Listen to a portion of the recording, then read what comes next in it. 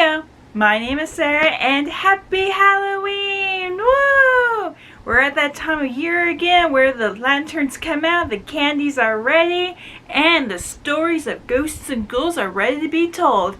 And that means today we will not only be doing a book review but also a movie review on The School of Good and Evil by Somen Shinani. First of all, we will get straight into the spoiler review of the book, and then we will get to the movie where we see the pros and cons and see if there was a faithful adaptation of the source material. So, yeah. Spoilers! I give the book a 3 out of 5 stars.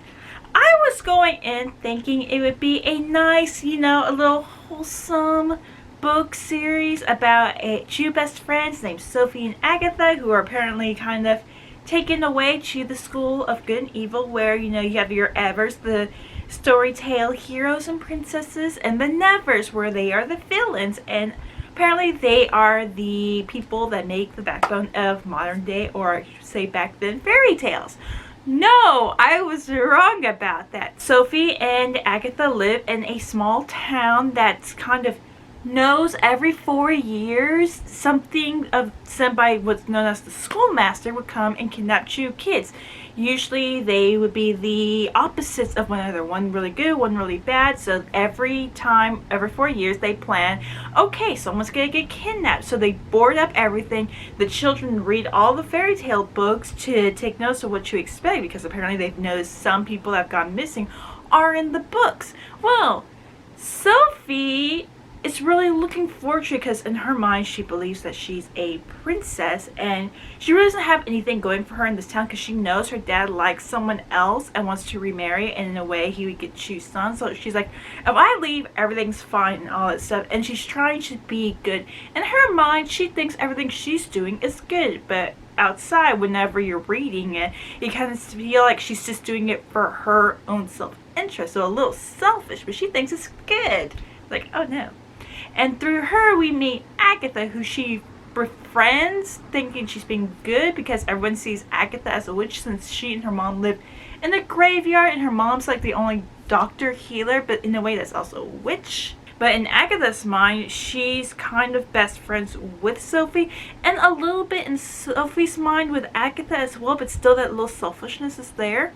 And Agatha doesn't see all this stuff as real. She thinks it's like a village superstition, but she's also worried something will happen to Sophie, so she takes precautions to make sure that Sophie doesn't get taken, because Sophie does, and Sophie literally pries boards from her house for the schoolmaster to come and take her for the creature. Well, the night happens. Sophie, she does do her thing, but she also noticed that her stuff that she used to try to get the schoolmaster to come visit her is gone. So, and Agatha is there to make sure nothing happens. So Sophie's like, you're ruining everything. But no, a shadow creature comes and takes Sophie, and she's like, bye world. But Agatha, hitches on a ride and tries to stop it, and then they are both taken by a giant skeletal bird-like creature, and they actually go to the School of Good and Evil. We have one side that's good, one side that's evil, and a tower in the middle. And so I would be the inspector, going like, this is not sanctioned, you're coded here for violations, everything, because the bird literally drops the girls while in mid-flight.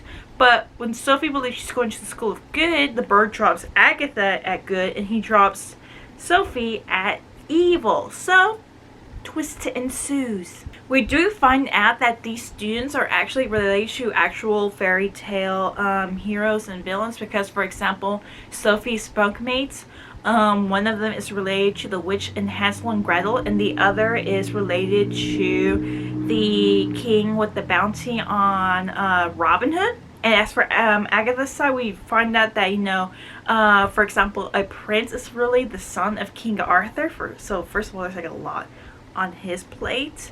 But we also see that people think, because physical descriptions, Sophie looks like she would be fit into good, while Agatha would fit into evil. And honestly, for Agatha's personality at the beginning, she feels more comfortable. That's more her safe space, because growing up in the graveyard, she had some interesting hobbies that made her outsider and stuff. Like, she liked certain different things that didn't fall into the norm, and that's kind of the stuff that they study in, you know, the School of Evil, like charms and all that stuff that Agatha finds really fascinating, while Sophie, she likes all the beauty stuff that's going on at the School for Good. And so everyone's just like thinking maybe they did make a mistake, but the teachers are so assured that nothing made a mistake, because first of all, the schoolmaster is the one that does all this stuff. So it's like, he didn't make a mistake. So, and that makes things more complicated for Sophie and Agatha, since again, not only do they look different, they look like they belong to different schools, but it turns out they're considered readers, meaning they came from a village that has no ties to fairy tales, but they read about fairy tales. So it's another mark against them. We do our first day of classes where School of Evil, they're teaching them, you know, just be evil and beauty is a weakness, and once you're ugly, you're free, which Sophie is having a crisis with, while Agatha is literally failing for beauty and smiles and etiquette, which if I saw that itinerary, the school scheduling for what classes you're going to take. First of all, the clothing for good. All, you know, Princess Pink, Puff Puff, all that stuff, which some people do enjoy. I would have channeled my inner Princess I at that moment, but when I saw the, you know, class scheduling, I would have been like, no thank you. But you can't really fail this school, because one thing that I did that caught me off guard, one of the things, is that a moment when Agatha was trying to get to Sophie, and a thing happened where they found out they couldn't switch schools. But in between that, she had found her way into some type of area within the School of Good. And Agatha saw like this whole, you know, history kind of thing, like a little museum with certain items and animals with plaques. And she realized these were students. So that also brings up the question, what happens to these students that don't graduate, which is an interesting concept. And we get that because in one of the classes it's like has the wishing fish, and all the girls can, like, you know, wish who's gonna take them to the ball, because apparently there's a ball in like a couple of weeks that if you don't get invited to, you're automatically fail. And so when Agatha goes to the wish and she makes a wish, it actually turns the fishies back into a student who has been turned into that because she failed. And so when the other animals around that figure it out, you realize these other animals were students that didn't graduate, and they were turned into like little animal sidekicks that were to help the heroes or the princesses. And that's a little dark and twisted. And what makes it worse is while Agatha is running for her life, she gets attacked by a gargoyle, because gargoyles and certain other animal creatures defend the schools and stuff. And when you break the rules, like sneaking out at night, that's bad. And one of the gargoyles is one of those creatures that, you know, makes sure no one's like running around. Well, one of the gargoyles comes to Agatha, and she realizes that's one of the students. And so she tries to help it. And I was completely blindsided, thinking, okay, we're now going for like a Grimm fairy tale kind of thing, because she manages to help him, the kid, and while he's in mid-transformation, not only does he get a sword through the chest, but he reverts back and gets his head taken off by Tedros, who thinks he was helping the princess, which of course Agatha has a right hook on. But this shows that this series is kind of dark, and I was completely blindsided by that. So there is that. We're starting to see more twisted things be by Sophie's point of view, because again, she kind of feels like in her mind she is still good, so she still believes that. But when other students are calling her out, especially during classes, things aren't going her way, because when she tries to do things that Princess E, like summon an animal to help her assist, and during a class thing, she summons bugs like wasps, bees, and locusts, and that's kind of witchy. And that thinks for the teachers, like, oh, maybe evil has a time that we can actually win, because apparently every year so they do this competition with good, and good's been winning for 200 years, but you know, here's the beam of light, but Sophie's still in her mind thinking she's good. And things just aren't going well between this relationship between Sophie and Agatha, because when there's co-classes between good and evil, Sophie's mind is starting to swirl a little bit, doubt and a little jealousy and vengeance with Agatha because she still believes that she is good. They switched accidentally, got messed up, and when they're in this class, they're turned into hobgoblins, and we're given the rules, you know, between good and evil, and the princess have to decide which one is who's good and who's evil with these hobgoblins, and he picks Agatha while he believes that Sophie's a princess. And in Sophie's mind, Agatha is stealing everything. So friendships are being tested right now. With things getting a little more crazy and hectic, Sophie does see the error of her ways a little bit, and she and Agatha do try to steal a bird to get out of the school, but by doing so, they crash land into that single tower where the schoolmaster is, who's wearing a mask and everything, and here's a magical book with a pen writing fairy tales. And he's like, once the fairy tale started, then it can't really be stopped, and one is pleading the case, he switched this in the wrong schools, while the other one's pleading the case, send this back.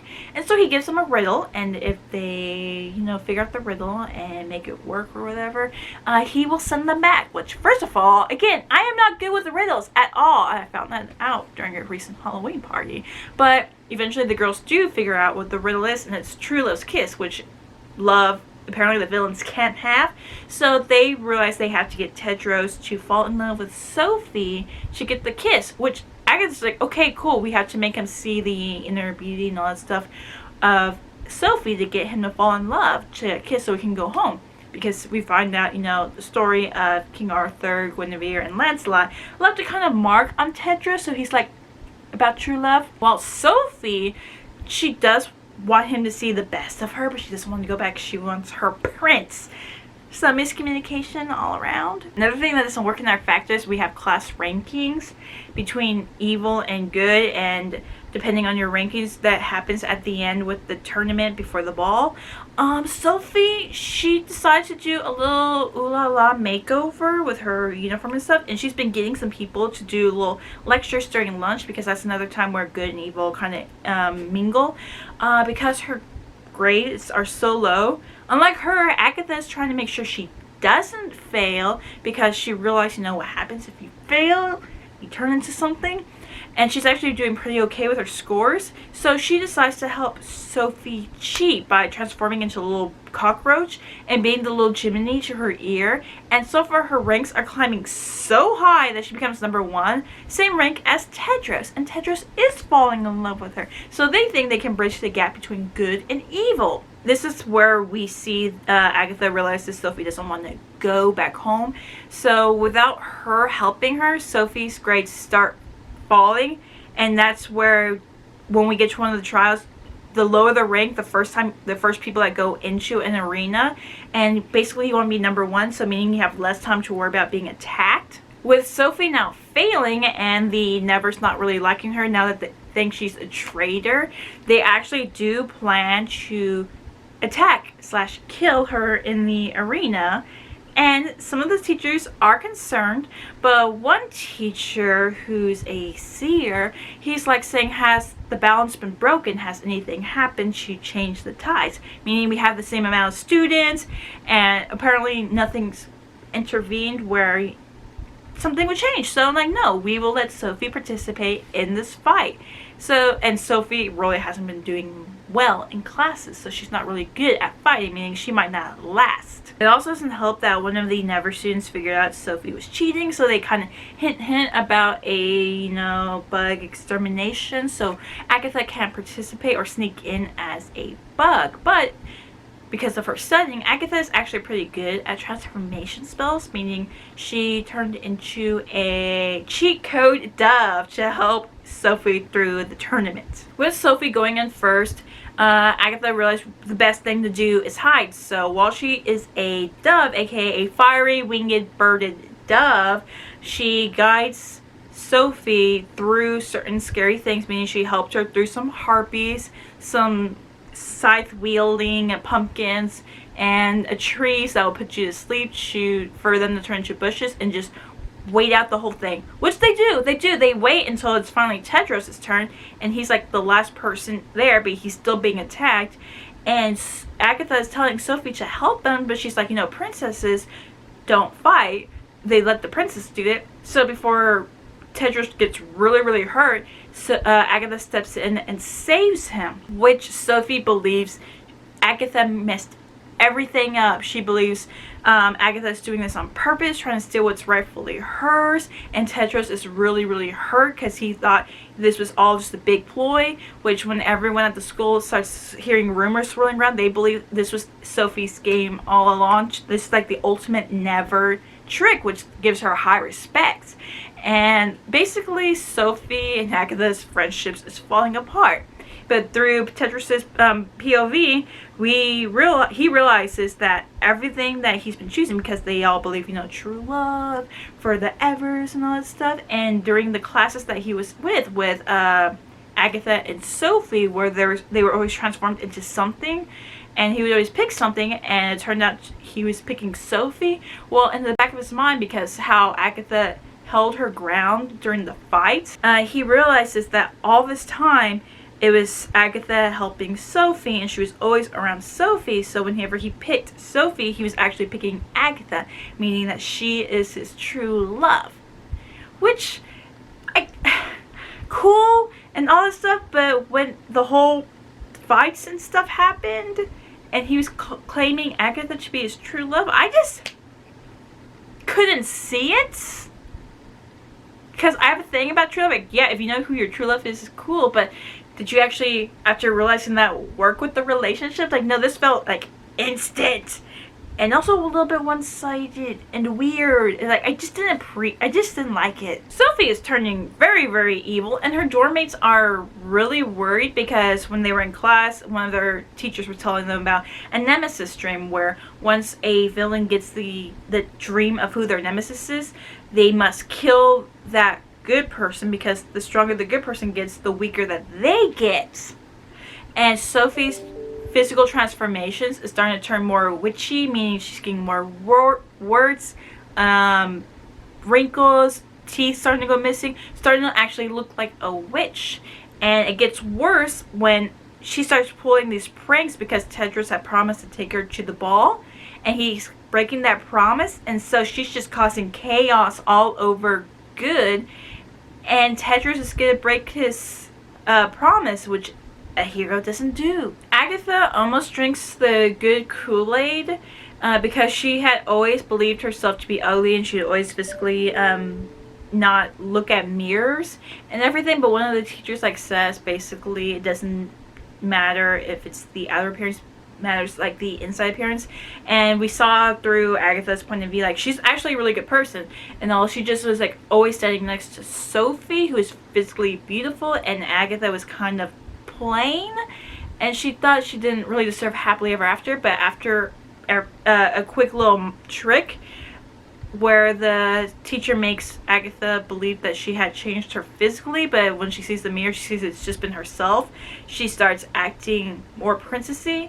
But then she realizes, no, I have to figure out what's going on, because something's going on with Sophie and the school pranks are getting worse. But Agatha gets that boost of confidence, meaning that she realizes, she can do all this stuff. It doesn't matter if she looks like the princess part or if she looks like the witch part. She now knows that she isn't a witch, she's just herself.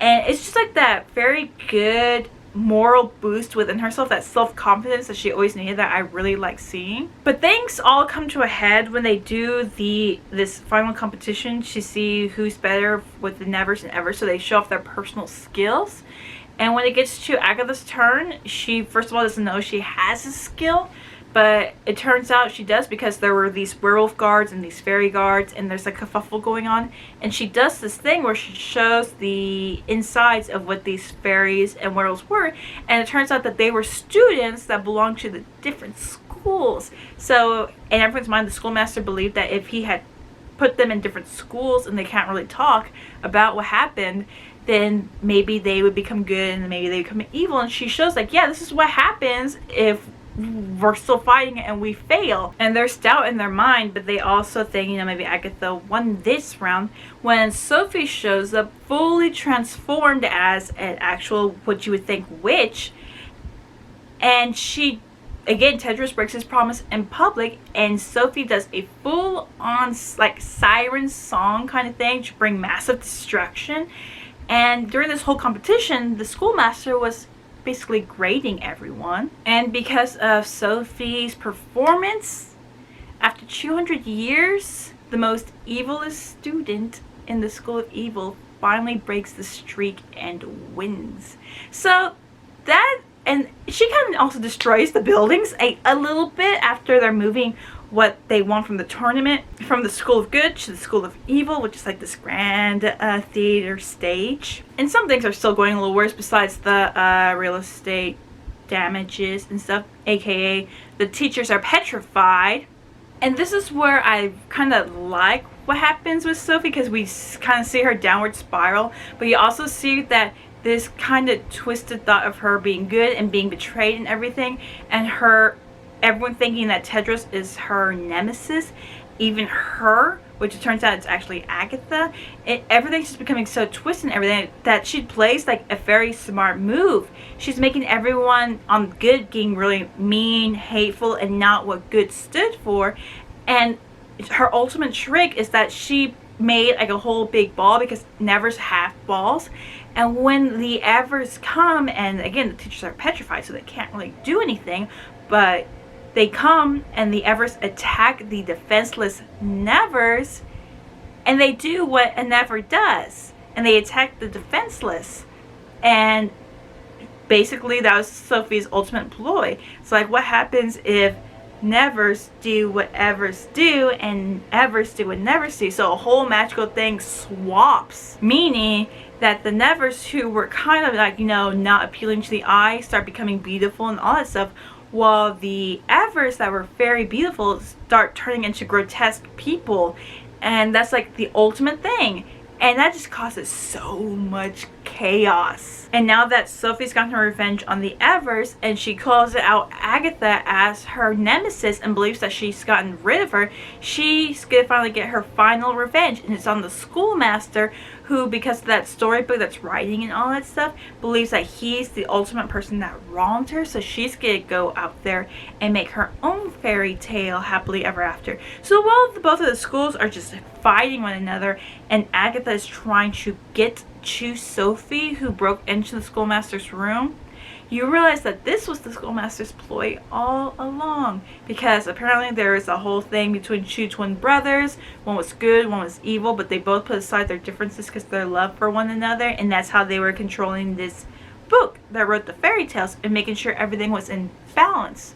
And eventually they got into a fight. Good defeated his evil brother, and that's why Good's been winning all along. But it turns out that the schoolmaster was actually the evil brother pretending to be good. So Good used to be strong and powerful, but now it's very ooh la la superficial, and he was just waiting for that one person, that one evil person to come along, and that was Sophie. So he just put her in certain circumstances that nurtured that selfishness in her, slowly twisting it to become the ultimate evil that he needed. And in his mind, that what she is his never after, his true love, something that was believed that Nevers could ever have. And with their never true love's kiss, the schools start falling apart, and he looked very young and beautiful, but after that kiss, I started becoming old, very zombie-like kind of thing, showing his true colors.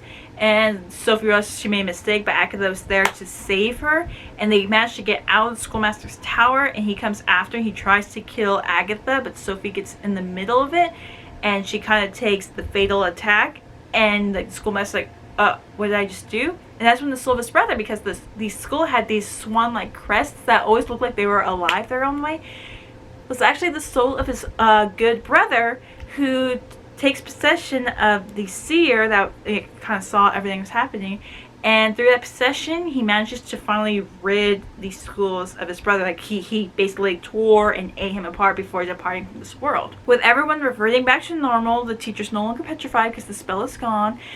Sophie is dying in Agatha's arms, and you know, it's a very tender moment. And Sophie does die, but when Agatha kisses her, it was kind of like true love's kiss that revived her, because their love for each other's friendship saved her. And everything is going back to normal. The school's uniforms, which were dark for evil and colorful for good, they start turning into like a very neutral color, meaning, you know, the divide has been vanquished. But something happens where Sophie and Agatha, their wish to go home is finally granted, and they basically just into thin air with Ted just going, wait! And that's how the first book ends. Very dark from what I was expecting for, like, I believe, like a middle grade book and all that stuff. I thought it was going to be, you know, a little fun and campy, but no, it went grim fairy tale on me so fast. And I enjoyed it, but there were just like some things that were just like my own personal especially the good and evil stuff. And I was really getting really tired of Sophie every now and again, but seeing her going down that twisted path, I really enjoyed it. I'm not really a big fan of the whole instant love fairy tale true love thing. That made me meh. And there are just times where it felt like it was rambling a little bit, that I had to fast forward through some sentences or pages. And again, it was like a very interesting first book. It took me by surprise and I enjoyed it. But then again, it's like there are just some things that just kind of, it just didn't click with me. Now, as for the movie, we're going to start off with the pros, which I have to say was casting. I really enjoyed the actresses that they picked for Sophie and Agatha. I could see that unlike in the book, which felt like Sophie was just clinging to Agatha to show she was good, I could actually feel like a genuine friendship. Sophie still had her faults, but I could feel the actual friendship that's like, oh, one that was actually being manipulated by evil to become evil. Sad. But I love the staff casting, especially for Kerry Washington and Charlize Theron as the deans for good and evil. I loved them so much. I don't know what the directors or the casting agents were thinking, but seeing them two playing the teachers that interacted with Agatha and Sophie, I just loved it so much, people.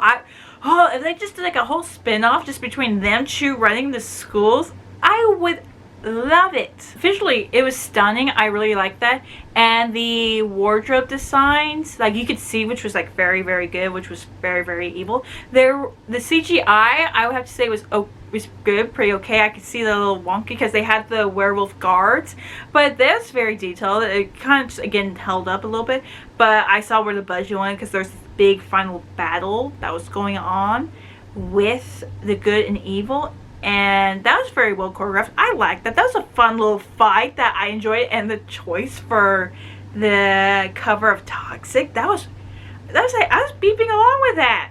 But the cons, I was like, oh my god. I have a thing about beginning texts that tell you what's going on, because they introduced the schoolmaster and his brother, but then they had Lawrence Fishburne playing the schoolmaster, and then they had Jasper from Shadow and Bones playing both people. I thought Lawrence Fishburne would have been the seer, but no, it turns out he was the schoolmaster who was pretending and all that stuff.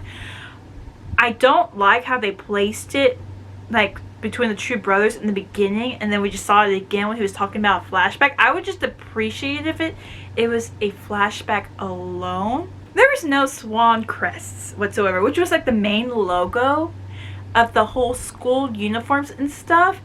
That was a little pet peeve right there.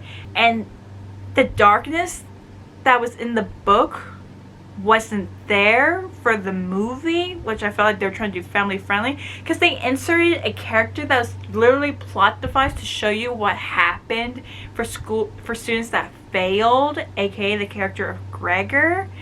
And it's like, it just didn't have the same impact it had on me when you found out through learning with Agatha what happened to the students that failed. No, it was just like thrown there, and it wasn't very impactful. And this movie felt rushed. It was a movie, yes, but this could have been, if you wanted just to do the one book and not continue after, it could have been a good 6-episode miniseries to flesh things out, because the tournaments that were in there with the scores, that felt really integral to the book. Like, there's an actual reason why you didn't want to fail. Well, no, it was just thrown in there. The trial by tale, the competition, which is like, meh. to see if Tedros and Sophie really loved each other. And the rush was, I could feel the rush. I could feel the rush. And it's not comfortable at all with that. But the one thing that you could literally have taken out in this whole thing, in this whole movie, and have it not affect the plot whatsoever, besides the flashback with the brothers of good and evil, was the blood magic. Because the reason why Sophie was transforming was because of the Nemesis dream and realizing you had to get rid of your Nemesis to survive. That felt like a thought and goodbye when they brought it up, and they brought it up again without making any sense of it. But they decided, let's put blood magic and the evil corruptions on Sophie instead of Sophie already being a flawed character. And we saw that. But no, they're like evil blood magic that's making her evil. And the evil twin that's been popping up in the school and no one's reporting it, which I found really funny when that was brought up. He's the one influencing Sophie's choices and giving her ultimate power in the form of blood magic. And that's what's making her evil, and we have to save her from that instead of trying to talk to her through showing, yeah, what you're doing is evil, because we saw Sophie going down this evil path on her own making, not being influenced by this. And how it was portrayed, I was like really, really uncomfortable. I was like, you could literally take this out and it would affect nothing. It's literally just like a, blood magic seems evil. I mean, oh my god, I did not like that at all whatsoever. It had no point. Literally no point. Oh, blood magic is forbidden. That's what it was said in the beginning. And he's like, I will give you power. I will give you blood magic, so swear upon me. And Sophie just became evil. It's like, no. No, I liked the complexity in this middle grade book as to how that happened. It's like, I could be ranting about this all day. All day. This was a choice. This was a choice made. And no, I didn't like that at all. And just to throw it in there, when they made the school switch and all that stuff for the goods to be nevers and the bads to be evers, it was just a wardrobe swap. Just, they got pretty close and all that stuff. Well, in the book, they really did do like a physical transformation, because that's what everyone was focusing on and all that stuff. But it's like, that was the ultimate con. They made sure they had actual good thing. They had great casting. Interesting. Some changes were made. I didn't mind that. They had great casting, great budget, and all that stuff. But when it came to some of the, it was just the choices that were made to where they felt like they were checking off boxes. And something that could have been dark and could have been like a 6-episode miniseries. They're like, we're gonna make it a movie. It felt very rushed. Very important things in the book that made sense were cut. And I almost forgot, there was no training whatsoever for them to use their magic when they learned how to do their magic. So it just felt like, boom, there. It was like, wait, when did they learn this? So again, it was rushed. They could have done like a 6-episode miniseries. They could have gotten rid of the opening 5 minutes with the flashback and just put it to when Lawrence Fishburne was talking about it, and we could see that. I would have been completely fine with that. And the biggest con was that whole blood magic thing. Like, he just made it to where something was making Sophie evil instead of her just kind of being evil without thinking she was evil and all that stuff. And then it just ended with a possible sequel bait. It's just like,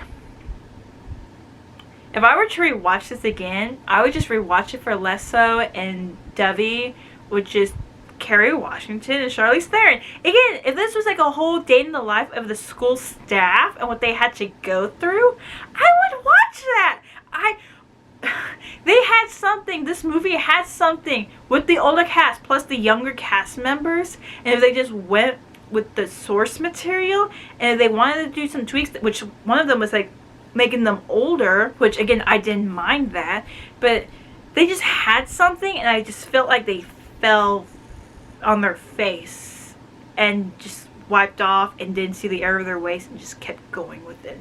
So as a movie, I was somewhat entertained, so I would give it a 3 out of 5 stars. But as a book adaptation, they tried. They put stuff that they believed was important, but also meaning the reason why it was important. And they kind of just veered off a little bit. So I would give the book to movie adaptation a 2 out of 5 stars. And yeah, book review and movie review on The School for Good and Evil by Salman Chinani. Book review, 3 out of 5 stars. Movie review, 3 out of 5 stars. But adaptation wise, 2 out of 5 stars. My name is Sarah, and bye!